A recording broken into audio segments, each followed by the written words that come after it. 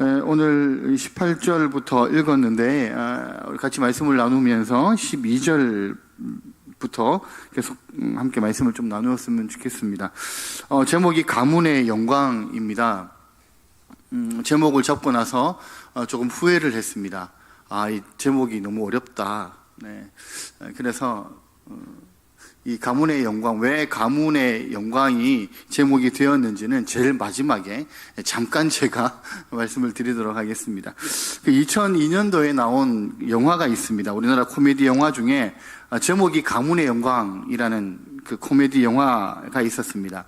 영화의 내용은 간단합니다. 이 조직폭력배 가문에서 대한민국 최고의 명문대를 졸업한 엘리트 사위를 얻기 위한 그런 프로젝트를 진행하는 이야기입니다. 엘리트 사위를 통해서 이 가문의 전통을 지키고 더 좋은 방향으로 이 가문을 이끌고 나가기 위해서 이 엘리트 사위 얻기 프로젝트를 진행하는 것이죠. 이들이 생각하는 가문의 영광이라는 것은 엘리트 사위를 통해서 집안을 더욱 강하고 부하게 만드는 것입니다. 어쩌면 오늘날을 살아가고 있는 우리들도 그런 생각을 가지고 있는지는 모릅니다. 부와 권세가 있어야지 그것이 가문의 영광이다라고 생각하는지도 모른다라는 것이죠. 왜냐하면 지금의 세상이 그것에 중심을 두는 세상이기 때문입니다. 그런데 오늘 우리가 읽었던 말씀에 보면 이 성경은 이 가문에 주어지는 영광, 더욱더 구체적으로 얘기한다면 하나님께서 사람에게 주시는 영광이라는 것은 사람을 통하여 나타나는 게 아니라 사람을 통해서 만들어지는 것이 아니라 하나님에게서 주어지는 것이라는 겁니다. 그리고 하나님께 마음을 두는 것에서 시작되는 것이다 라고 말씀을 하고 있다라는 것입니다. 여러분, 사무엘상 2장은 엘가나의 아들인 사무엘의 이야기와 엘리의 두 아들 홈리와 비느하스의 이야기가 교차되어서 나오는 것을 볼 수가 있습니다. 성경을 보시면 두 개의 이야기가 계속적으로 교차가 되어서 나옵니다. 교차가 되어서 나온다는 말은 사무엘의 이야기가 나오면 그 다음에 홈리와 비느하스의 이야기가 나오고 또 그 다음 사무엘의 이야기가 나오고 이런 식으로 교차되어서 나온다라는 거예요. 근데 읽다 보시면 아시겠지만 이 두 이야기의 시작과 결말이 너무 극명하게 갈라지고 벌어지는 것을 우리가 볼 수가 있습니다. 한 집안은 완전히 멸망을 당하게 되고 한 집안은 하나님의 영광을 얻게 되는 그런 극명하게 벌어지는 결말이 나타나더라는 것이죠. 그러면 어떻게 해서 이런 일들이 진행이 되는가? 먼저 우리가 읽은 사무엘서의 시대적 배경을 좀 봐야 되는데요.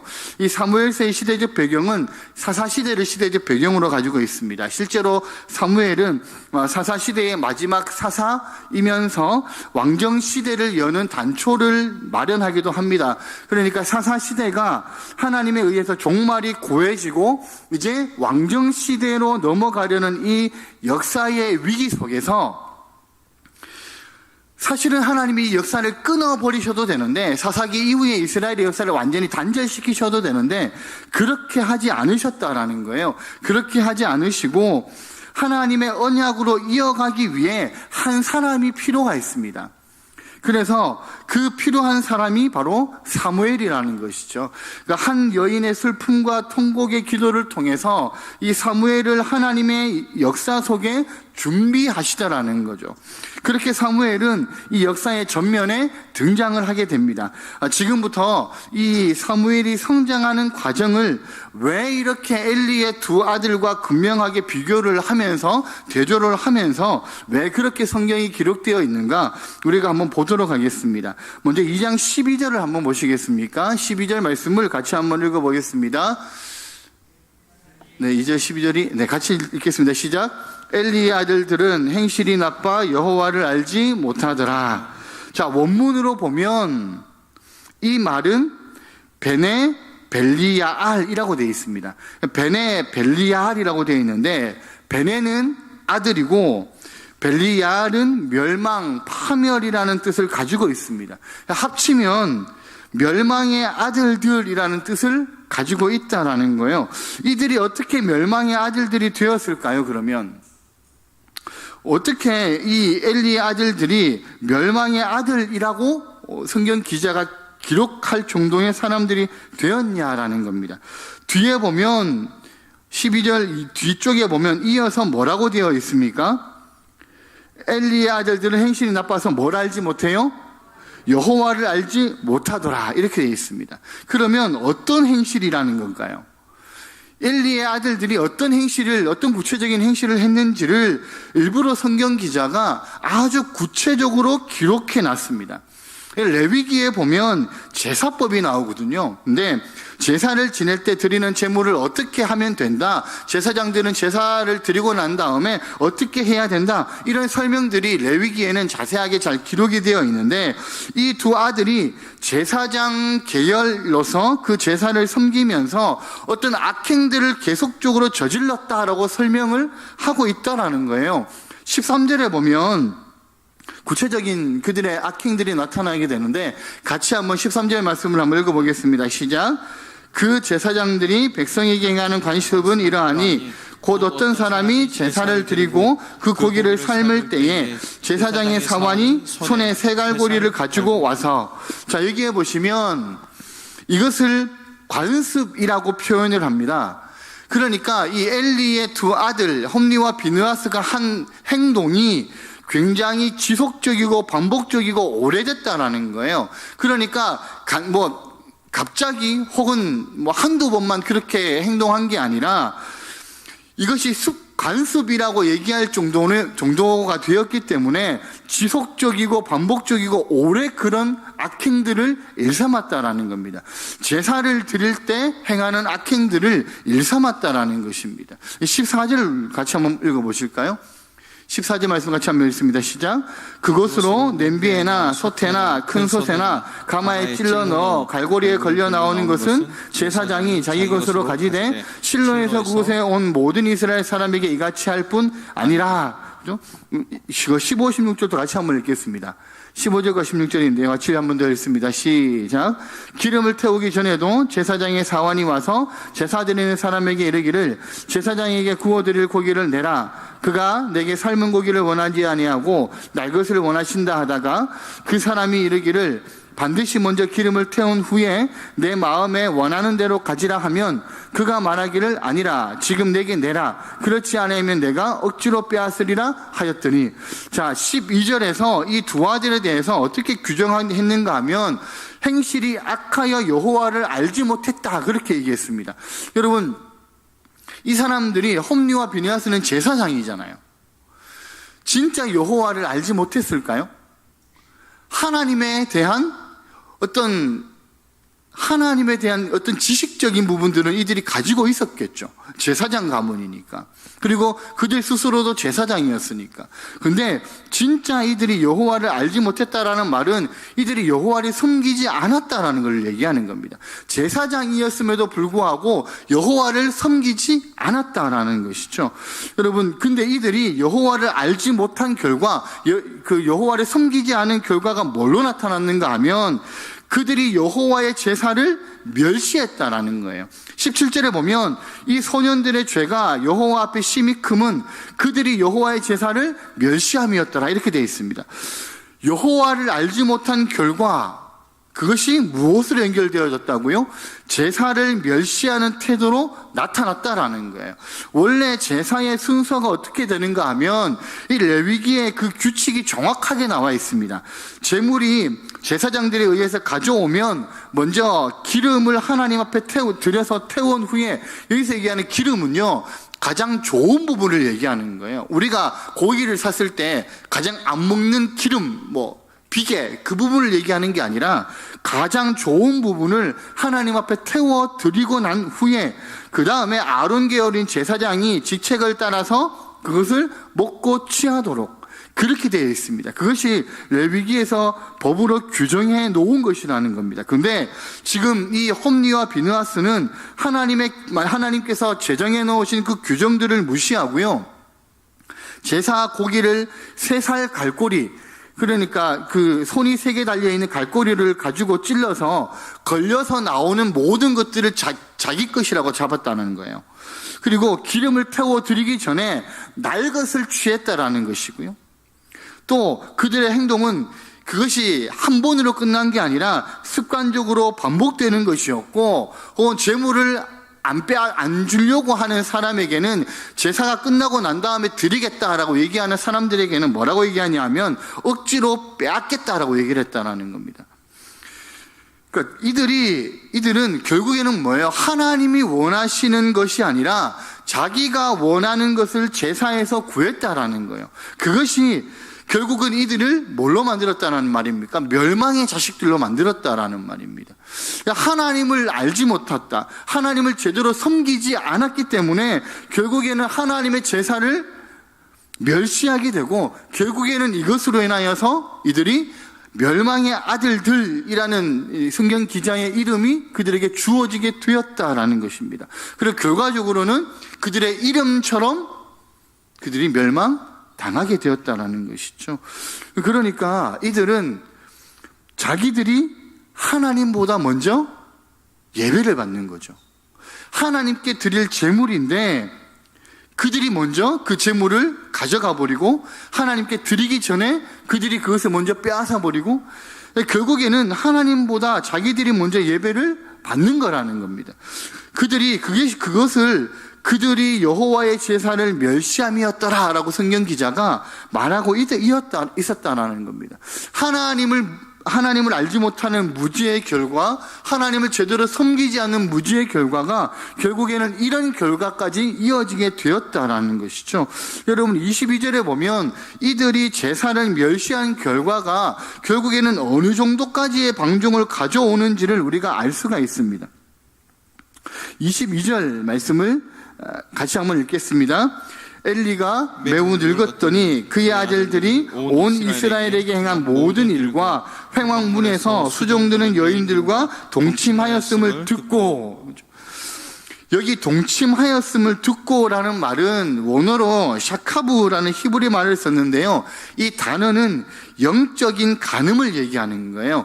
그러니까 종교 간음을 얘기하는 것입니다. 이것은 회막에 들어오는 여인들을 이 제사장이라고 일컬어지는 이 엘리의 두 아들이 지속적이고 반복적이고 오랜 세월 동안 그들을 범했다라는 것이죠.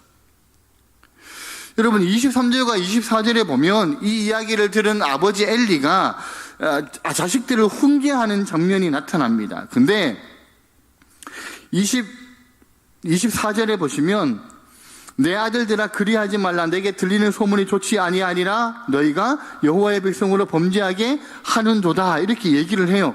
근데 25절에 보면 그들이 자기 아버지의 말을 듣지 아니하였으니 이렇게 말합니다. 아버지의 훈계가 먹히지 않는 시점까지 왔다라는 거예요. 근데 엘리의 두 아들이 이런 모습, 하나님 앞에서 점점 악한 모습으로 등장을 하게 되면 그 반대적으로 또 다니엘이 등장하는 모습들을 우리가 보게 된다는 것이죠. 여러분, 그 18절 한번 보실래요? 엘리의 아들들에 대한 이야기가 쭉 이어지고 있을 때 18절 중간에 보시면 사무엘의 이야기가 살짝 끼워져 들어가는 것을 볼 수가 있습니다. 자, 사무엘은 18절에 보시면 사무엘은 어렸을 때 뭘 입었어요? 세마포 에봇을 입고, 그죠? 여호와 앞에서 섬겼더라라고 되어 있습니다. 자, 19절 보겠습니다. 19절 같이 한번 읽겠습니다. 시작.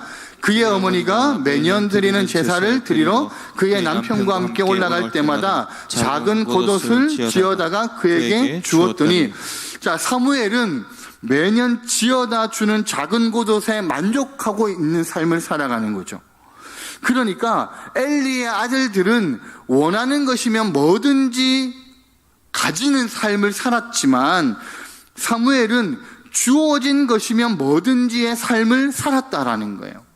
엘리의 자식들은 하나님의 제사를 멸시하면서 하나님 앞에서 죄악된 모습으로 그들이 살아가지만 사무엘은 여호와 앞에서 여호와를 섬기는 삶을 살아가더라는 겁니다.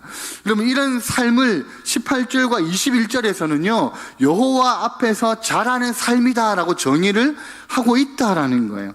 여러분, 엘리의 아들들은 자꾸만 내려갑니다. 어디로? 자꾸 망하는 길로 내려가는 거예요. 근데 사무엘은요, 자꾸 올라갑니다. 어디로 올라갑니까? 하나님을 섬기는 데로 올라가는 거예요. 엘리의 아들들은 여호와 앞에서 죄가 자꾸 자라게 되죠. 근데 엘가나의 아들 곧 사무엘은 여호와 앞에서 섬김이 자라는 것을 우리가 볼 수 있다라는 겁니다. 근데 자꾸 성장하는 것이죠.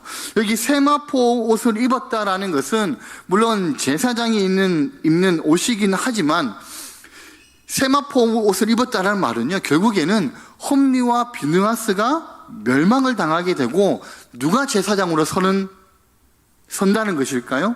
사무엘이 제사장으로 선다는 말이에요. 그걸 미리 세마포 옷을 입었더라라는 말씀으로 우리에게 미리 말씀해 주고 있다라는 겁니다. 근데 세마포 옷을 입었다라는 말은 또 하나 어떤 의미를 가지고 있냐 하면, 하나님의 말씀을 학습하거나 가르치는 숙련된 사람들에게 이 옷을 입혔다라는 거예요. 그러니까 어릴 때부터 사무엘은 하나님의 말씀을 듣고 읽고 배우고 전하는 철저한 훈련을 받았다라는 겁니다. 그 훈련을 통하여서 사무엘은 하나님 앞에서 성장했다라는 얘기를 하는 것이죠. 여러분, 이렇게 사무엘은요, 어릴 때부터 세마포 옷을 입으면서 하나님 앞에서 하나님의 말씀으로 차곡차곡 자라게 됩니다. 성경은 사무엘이 자란다라고 이렇게 표현을 하는데, 왜 이렇게 표현을 했냐 하면, 이 표현을 통하여서 서서히 하나님의 의도가 드러나기를 시작하는 겁니다. 우리 21절 한 번 더 읽어보실까요? 같이 한번 읽습니다. 시작. 여호와께서 한나를 돌보시사 그로 하여금 임신하여 세 아들과 두 딸을 낳게 하셨고, 아이 사무엘은 여호와 앞에서 자라니라. 여호와께서 한나를 돌보시사라는 말에는 역설적으로 어떤 의미가 있냐면 심판이라는 개념이 담겨져 있습니다. 하나님께서 한나를 돌보셨다라고 말씀하셨는데 그게 어떻게 왜 심판으로 연결이 되어지는 것일까요? 여러분, 여기 돌보시사라는 말 속에는 하나님이 방문하여 계산하신다라는 뜻을 갖고 있어요. 그러니까 하나님이 방문하여서 계산하신다. 하나님이 방문해서 계산하는 것 자체가 뭐예요? 심판이라는 겁니다. 그때 하나님의 말씀에 붙들려서 성장하고 있는 사람에게는 이것이 뭐가 됩니까? 구원이요, 은총이 되지만 거기에서 떨어져 있는 자에게는 그게 뭐가 되는 거예요? 심판이 되는 것이라는 거죠. 왜 하나님이 그러면 왜 한나를 돌보셨을까요? 그리고 사무엘을 대신해서 아들 셋, 딸 둘을 주거든요. 왜 하나님이 왜 이렇게 하시냐라는 겁니다. 아들 셋, 딸 둘을 한나에게 하나님이 주셨는데 총 합치면 몇 명입니까? 5명이 되는 거죠. 그럼 몇 배가 되는 거예요? 사무엘을 1로 친다면 5을 주셨으니까 5배가 되는 것이죠. 왜 그런지 아십니까? 이 한나가 아들이 없어서 슬픔을 가지고 하나님 앞에 기도할 때 아들을 구했습니다. 그때 한나는 하나님의 심정과 통하게 되죠. 그리고 하나님의 마음을 한나는 알게 됩니다. 하나님께서 이 이스라엘 땅에 하나님의 마음을 전할 한 사람을 하나님은 찾고 계시구나. 그 한 사람이 없어서 하나님이 비통해하고 계시는구나. 그걸 한나가 깨닫게 되죠. 그래서 한나가 이 하나님께 뭐라고 소원하게 됩니까? 하나님, 나에게 아들을 주시면 내가 그 아들을 도로 하나님께 드리겠습니다. 그렇게 기도하잖아요. 여러분, 이상하잖아요. 아들을 주십시오라고 기도했는데 진짜 아들을 주시면 그 아들을 다시 하나님께 드리겠습니다라는 게 아들을 구하는 여인의 기도 결말이 되어서는 안 되는 거잖아요. 그런데 한나가 진짜 그렇게 기도하게 되고 결국에 하나님이 그렇게 만드시죠. 한나의 입장에서 보면 이 아들을 하나님이 빼앗아 가신 거예요. 그죠? 네. 한나에게 생명보다 더한 아들을 하나님이 취해 간 것이라는 겁니다. 그러니까 그리고 몇 배를 더 주세요? 5배를 더 주셨다라는 겁니다. 이게 율법이기 때문입니다. 이 율법에 보면 남의 소를 가져왔을 때는 5배를 주고요. 양을 가져왔을 때는 4배를 갚아주라고 되어져 있거든요.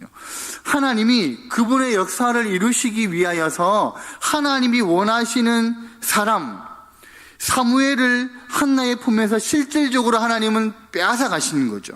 근데 그리고 나서 한나에게 하나님은 5배를 갚아주시는 겁니다. 이것이 하나님이 한나를 돌보셨다라는 내용이라는 것이죠. 여러분, 하나님은 이렇게 슬픔으로 가득 차 있는 여인의 가슴 속에 이 5배의 기쁨을 풍성하게 안겨주셨다라는 거예요. 그리고 난 다음에 그 대신에 사무엘은 누구 앞에 자랍니까? 하나님 앞에서 자란다라는 겁니다. 여러분, 자란다라는 말은 성숙하고 성장한다라는 말이거든요. 그렇게 사무엘이 하나님 앞에서 자라서 하는 역할이 무슨 역할일까요? 결국에는 이 다윗의 집을 세울 자의 머리에 기름을 붓게 된다는 겁니다. 여러분, 예수 그리스도가 누구의 집에서 오시는 거예요? 다윗의 집에서 나타나시거든요. 바로 다윗의 집에서 오시기 때문에 결국에는 이것이 사무엘을 하나님께서 승승장구하게, 어떻게 보면 하나님 앞에서 자라게 하는 그림으로 나타나시다라는 것이죠. 이 엘리의 아들들과 이 사무엘의 모습을 비교하시면서 결국은 하나님은 이 사무엘을 통하여서 다윗의 집에 예수 그리스도를 예표하는 그런 그림까지도 하나님께서 그리고 계셨다라는 겁니다. 그런데 여러분, 엘리는 뭐예요? 엘리의 집은요, 여기서 끝이 나버립니다. 29절 한번 보실까요? 29절 말씀을 우리 같이 한번 읽어보겠습니다. 시작. 너희는 어찌하여 내가 내 처소에서 명령한 내 재물과 예물을 밟으며 내 아들들을 나보다 더 중히 여겨 내 백성 이스라엘이 드리는 가장 좋은 것으로 너희들을 살찌게 하느냐?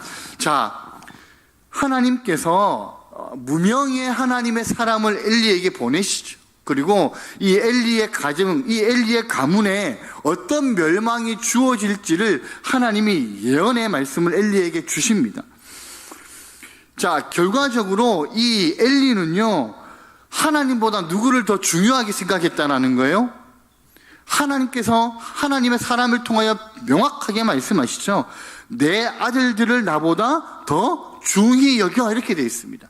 그러니까 엘리는 이미 자신의 아들들이 하나님을 섬기지 않고, 그리고 하나님 앞에 하나님의 제사를 멸시하고, 그리고 절대로 제사장으로서는 하지 않아야 될 행동들을 했다라는 걸 이미 알고 있었다라는 거예요. 근데 어떻게 했다라는 겁니까? 자식들을 하나님보다 더 중요하게 생각했다라는 겁니다. 결국엔 그것이 엘리 가문의 멸망으로 이어지게 되었다라는 것이죠.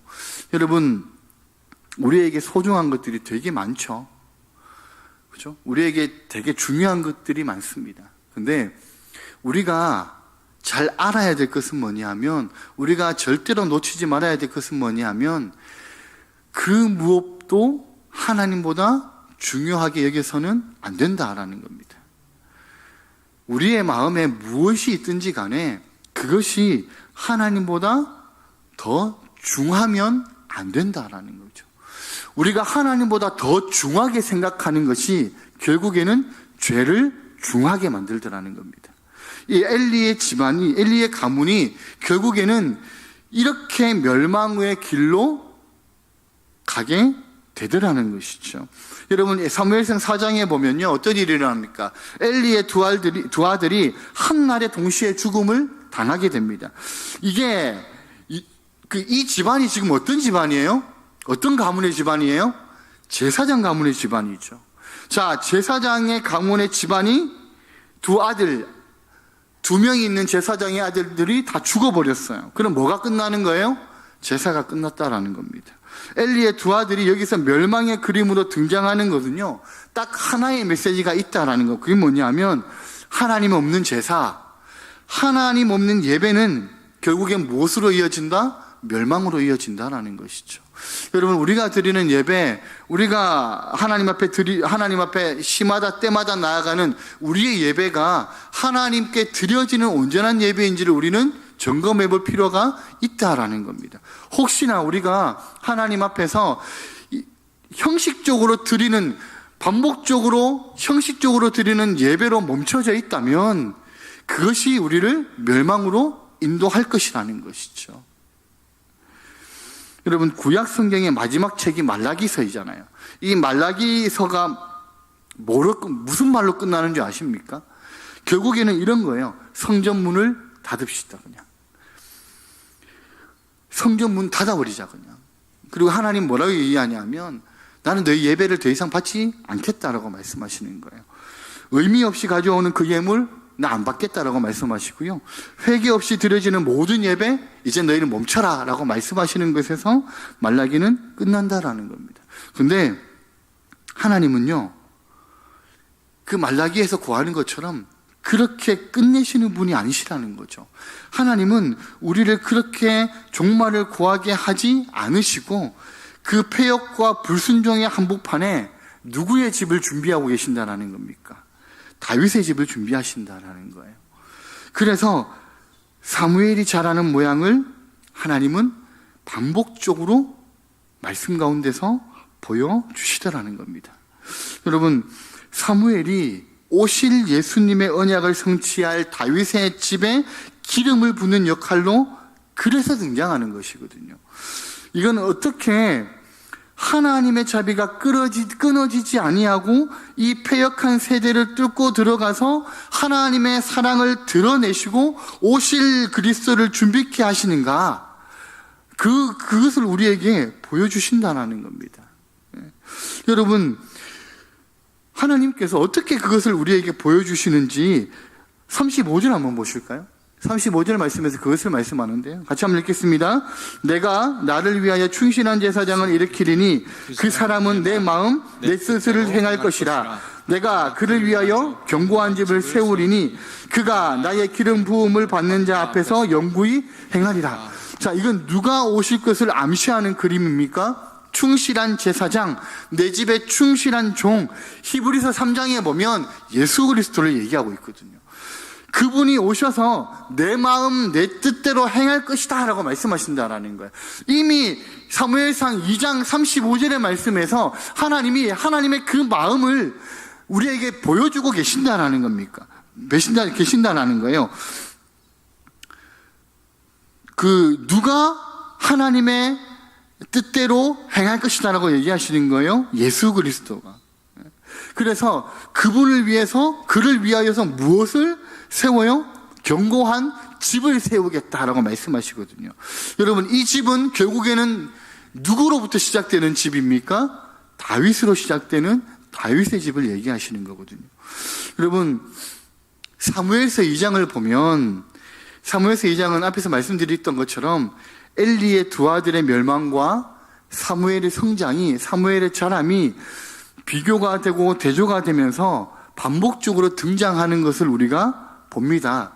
그러면 왜 성경 기자는 그냥 단순하게 이것을 그냥 반복적으로 교차적으로 그렇게 기록해 놓았는 것이 아니라는 것이죠. 그냥 이것이 단순히 말 안 들으면 이 엘리의 집안처럼 또 쫄딱 망하게 되는 것이고, 또 하나님 앞에서 말씀대로 잘 크면 사무엘처럼 훌륭한 사람이 되고, 어떤 이런 윤리적인 교훈을 우리에게 주시기 위하여서 그렇게 기록해 놓은 게 아니라는 겁니다. 이렇게 교차적으로 엘리의 집안과 이 엘가나의 집안, 그러니까 사무엘을 반복적으로 기록한 것은 하나님의 자비와 언약의 말씀이 인간의 불순종과 연약함과 방해에도 불구하고 어떻게 힘있게 자라나고 확대되면서 그것이 완성되어지는지를 확실하게 보여주기 위하여서 우리에게 교차되면서 보여주고 있다라는 것이죠.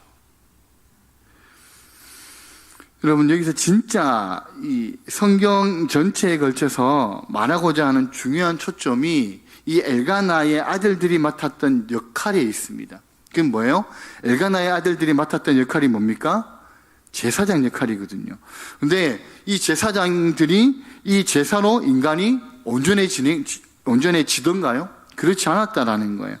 온전해지지 않고 그 제사가 요구하는 율법의 기준대로 매년 드려지지만 의인이 없고 의가 없는 그런 세상이 되더라는 겁니다. 그래서 하나님은 이 형식적으로 드려지는 그 예배, 하나님을 온전히 섬기지 않는 그 제사장들이 드리는 그 예배, 그 꺼져가는 등불의 역사를 하나님이 그럼에도 끄시지 않고 이 사무엘을 준비하셔서 결국에는 이 다윗의 집에 기름을 붓게 만드시고, 그리고 그를 통하여서 왕을 세우시는데 그냥 단순히 다윗을 왕으로 세우는 것에서 끝나는 게 아니라 참된 왕이 오셔야지 된다라는 것을 성경은 우리에게 말씀해 주고 있다라는 것입니다. 그게 누구십니까?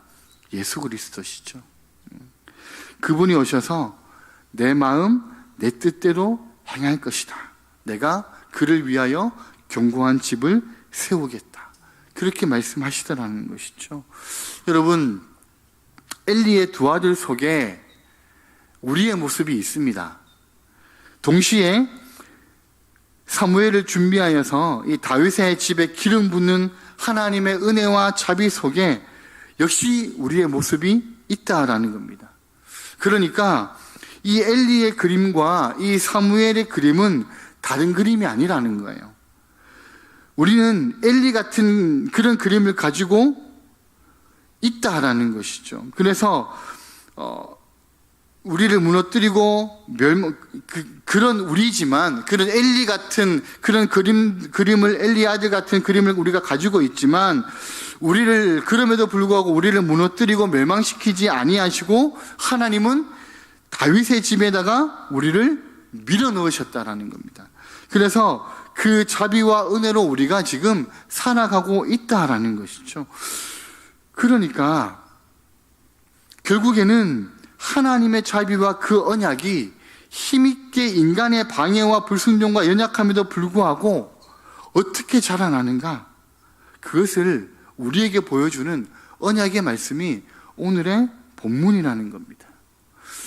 여러분, 우리가 하나님 앞에 충실하게 될 때, 우리가 하나님의 말씀에 충실하게 될 때, 그때 하나님이 우리를 영광스럽게 만들어 주신다라는 겁니다. 저는